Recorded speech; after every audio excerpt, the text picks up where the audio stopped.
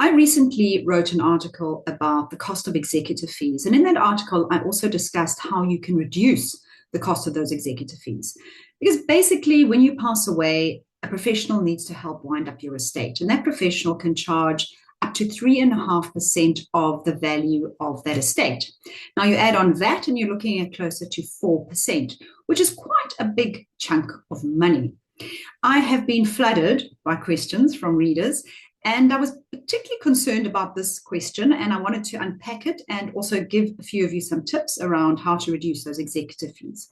So his question was, he said to me, this is exactly the reason I don't have a will, because I don't want to have to pay this 3.5%.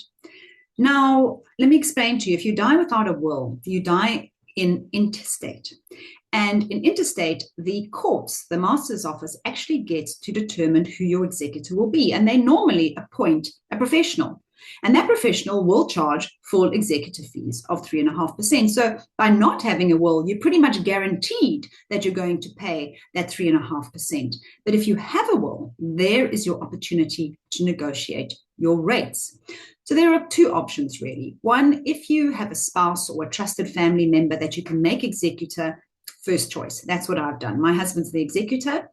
On my death, he will be able to go to the various attorneys or accountants or experts who wind up estates and negotiate a rate.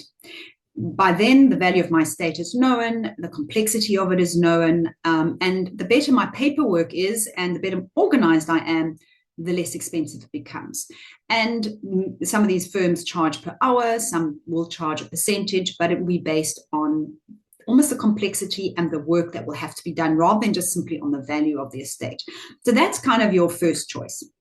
If you do not have a trusted family member and you would like to, then you do need to appoint a professional. But you can negotiate the rate with that professional up front. That professional is going to help you draw up your will, and they will ask you a lot of questions about what assets you have, whether you need a testamentary trust for children, all of those things. And based on that, you can discuss a reduced rate.